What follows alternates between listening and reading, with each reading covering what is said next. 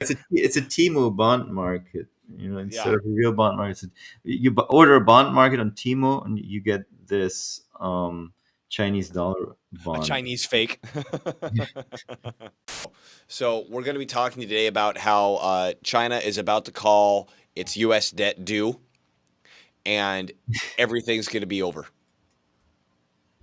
Everything's going to be So over because China completely owns everything that the United States has. The United States is totally weak. BRICS is going to steamroll the U.S. dollar. The petrodollar is going to come to a crash, and everything's going to come home and hyperinflate, and then there's going to be civil war, and everything's over. Did I get that in the right order, Nima? yeah, I'd say so. Yeah. So no, that's all a bunch of crap. All of it's a bunch of crap. Okay, and specifically, at least we're going to start with this wonderful tweet that we found by somebody talking about the supposed debt that uh, China holds over the United States, and we felt that it was a perfect opportunity to show the absolute economic illiteracy running rampant throughout everywhere. And so let's break it down, good old MMT fashion, so you can go home with something a little bit more coherent and stop worrying that China is going to do a damn thing. At least economically speaking, they are importing a bunch of fentanyl, right? That China's going to do a damn thing with its supposed debt that it holds over um, the heads of the United States. So let's jump into this tweet. I don't even know who this person is, but Nima found it, and it's just perfect for what we're talking about here. So this is by from Arnaud. Arnaud, is that like Arnold with a speech impediment? Arnaud Bertrand. The story around China issuing U.S. dollar-denominated sovereign bonds in Saudi Arabia is generating an enormous amount of buzz in China and could potentially be immensely important. So first off, Nima, do you know anything about these U.S. dollar-denominated bonds that China is issuing in Saudi Arabia? Just what he's saying here, honestly. Okay, so let's just take for granted that what he's saying here is true, right? Mhm. I'll maximize this again. And I strongly suspect it's a message to the upcoming Trump administration. Oh, do you hear that, Nima? China is now threatening Trump by issuing dollar-denominated Right, bonds. right. Right. Let me close the Uh, door. I want to do this. Yeah, so you can still see our pretty faces in the corner. There we go. So let me explain what's going on, this guy says. On the face of it, it's not a major story. China issued $2 billion in US denominated sovereign bonds in Saudi Arabia, which means that investors lent United States dollars to the Chinese government that they promised to pay back. That's what a bond is. So far, relatively boring. And I agree. I'm about to fall asleep from this guy. Actually, honestly, I would say I don't find that boring. I find that to be a very interesting aspect of this, because this means that China is actually borrowing foreign currency. So they're actually borrowing US dollars from, I don't know, for whoever buys these bonds, I guess Americans, or Apparently in Saudi Arabia. Yeah. Saudi Arabia, maybe some international sovereign wealth funds. I don't know. But this, I don't know if China has, when the last time was that China has had to borrow foreign currency. So maybe the amount isn't really all that significant. Maybe it's just a little experiment to see if, maybe they'll scale it later. I don't know. But this, to me, it was interesting to see that China is borrowing dollars, borrowing foreign currency, which is, as we talked about before, a lot of countries get in trouble when they borrow foreign currencies because them they can't make them, and so currency fluctuations become a huge risk. Um, like it could drive them to bankruptcy and hyperinflation and all those things. Not at these amounts, obviously, here with China, but the question is just why do they Yeah. need to issue? Why did they borrow China dollars? supposedly has all these dollars. Why do they have to borrow $2 billion? Right, right, right. Yeah. Exactly. Well, and then that also makes me wonder, is the Chinese government doing this or is a Chinese company do it? Good question. But it says that this guy claims China issued $2 billion Okay, yeah, he says sovereign Chinese bonds, government. So let's just run with it. Let's just say it's the and it Chinese says, government doing yeah, this. it says Yeah. sovereign bonds, so those would be government bonds. Okay. So I'll keep reading. The first somewhat interesting aspect of it is that the bonds were oversubscribed by almost 20 times, meaning $40 billion in demand for $2 billion worth of bonds, which is far more demand than the usual US dollar sovereign bonds. I'd guess full stop. He left out a very interesting part, which is what's the interest rate, right? Mhm. What's the promise to pay back? If the promise to pay back is 10, 15, 20%, obviously there's going to be a high demand for it because the bonds right now are what, 4%, Nima, 4.5% from the Federal Reserve. I mean, maybe it was a little higher before the rates dropped here. Let's say it was 5. But without that juicy piece of information, we're not really able to make heads or tails. I mean, Nima, maybe you can, of why that might be 20 times oversubscribed. I mean, could just be that the amount they're offering is not very large to begin with, obviously. So it's a drop in the bucket compared to the global treasury market. Total treasury market is probably more like $30 trillion or so, 32 trillion or whatever at this point. Um, so 2 billion, it doesn't really make a dent. But sorry, what was the question again? I'm No, blanking. just why? Okay, let me. I'll get to ask the question again after I finish the paragraph. So he goes on to say, typically, U.S. Treasury auctions see oversubscription rate between 2 and 3 times. So there obviously seems to be a very strong market appeal for China's Yeah, dollar-denominated debt. so the U.S. Treasury auction is a much larger market, is much more liquidity. So you're comparing like the amount of oversubscription on a gigantic pie to the oversubscription on a tiny breadcrumb, if you will. So that And we is still don't know probably, the interest rate, right? I mean, the interest yeah, rate might tell no, us more of what's going on here. it's such a weird construct, Oh, really. no, no, Nobody. he does get into the interest rate. Okay, wait a minute. He Yeah. does. It's the next paragraph. Let's read that. So the second interesting aspect is that the interest rate on the bonds was remarkably close to the U.S. Treasury rates, just 1 to 3 basis points higher. That is to say, 0.01 to 0.03%, which means that China is now able to borrow money in U.S. dollars at virtually the same rate as the U.S. government itself. Okay, Nima,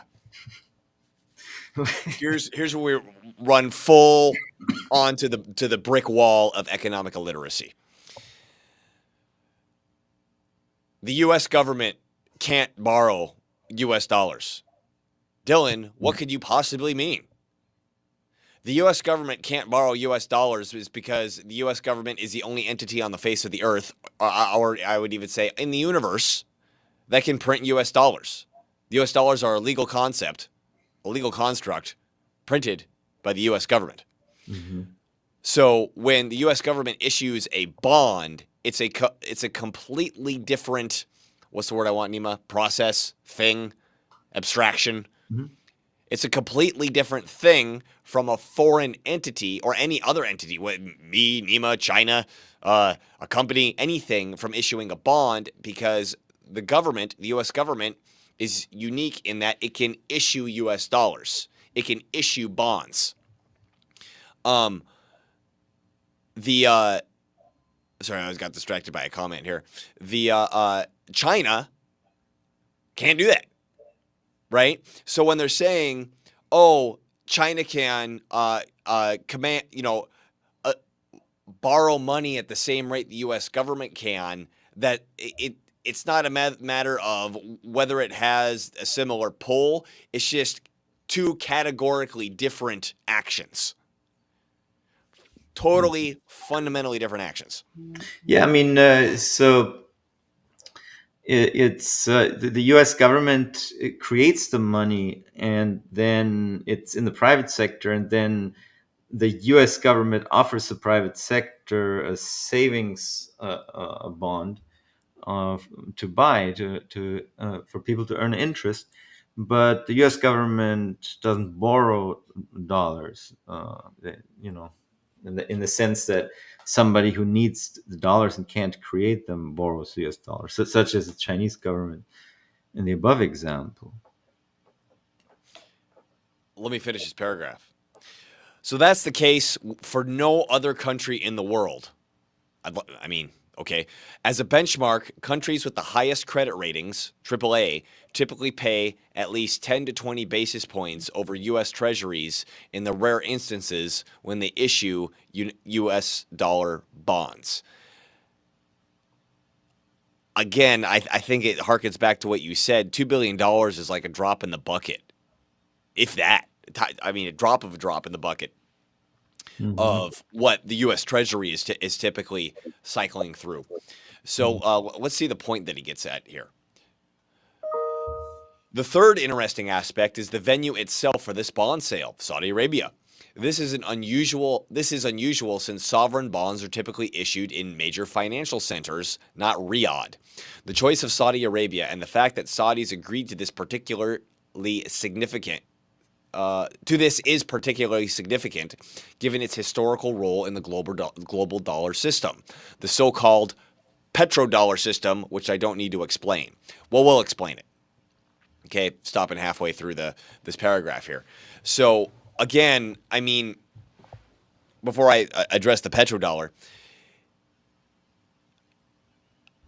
there's a lot of details we would really need to know about this bond sale in Saudi Arabia to really infer anything further from it.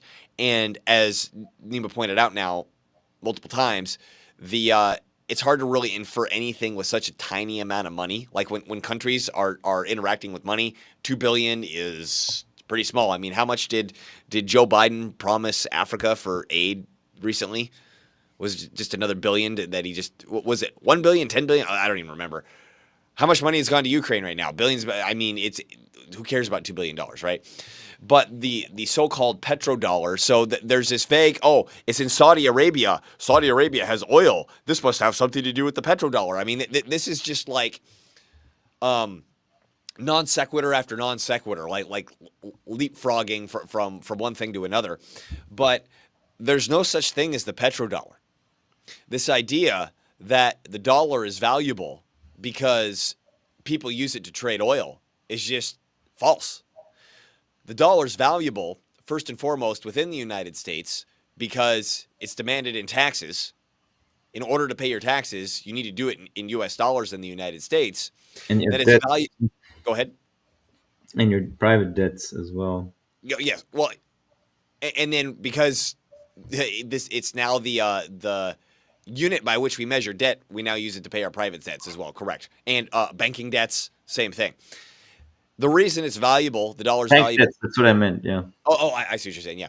The reason that it's valuable outside of the United States, I mean, first and foremost, the United States has military hegemony over the whole planet, and we Well, it's also the largest, or that was my second. depending on the measure, Yeah. it's like the largest economy. I think in purchasing power parity, China is above the U.S. now, but I think in absolute amounts, the U.S. is still the largest world economy. Right. So it's significant. That's part of why the U.S. dollar is so important. Yeah. The U.S. dollar gives you access to the U.S. economy. Right. Oh, we got a comment here. Werner would disagree with us on the petrodollar. Colonel Foley, Really? send us a link. Yeah. That'd be a fun follow-up video. But I I mean, mean, okay, I think there is some kind of demand for extra U.S. dollars because it's transacted in oil, but it's not like it's necessary for there to be U.S. dollar demand. It might be both are a little bit true, but the petro is not so significant really to the value of the dollar as some people think. Werner video on petrodollar. We'll look it up later. Thanks, Colonel Foley. So, um, on that, I mean, in terms of like, okay,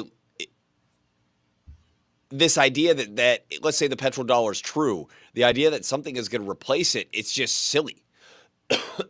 I mean, uh, I after the Ukraine war started, I remember hearing this piece of news that obviously Russia has turned to other players from getting sanctioned so much to get to sell its oil, China being one of them. And at one point, China paid Russia in yuan, and when Russia tried to turn around and buy something from China in that yuan, China didn't want it. So if you're going to have an international currency, probably the most important thing you have to do is accept the damn currency when someone wants to use it in your country, right? For sure. So, yeah, this idea that if everybody stops using dollars to pay for oil, that money is just going to like come home and cause hyperinflation. I mean, maybe the oil makes dollars a little more valuable, but the only way for that money to come home is if somebody buys something in the United States, right?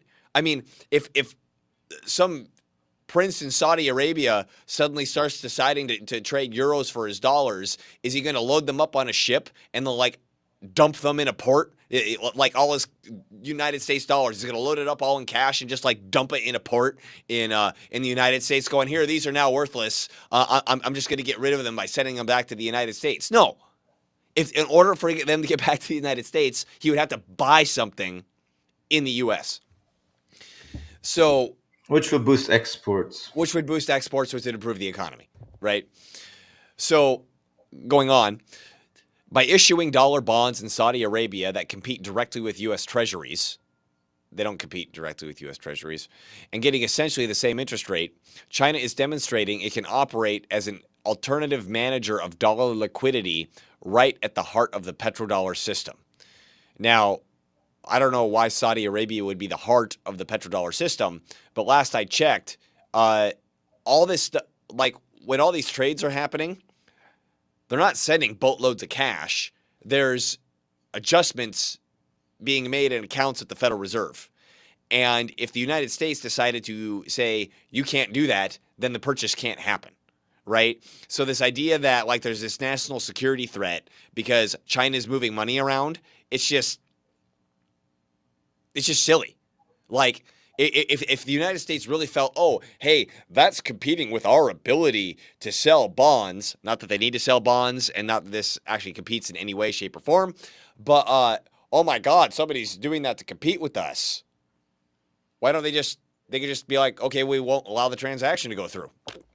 I mean, also, so he's saying here China is demonstrating it can operate as an alternative manager of dollar liquidity.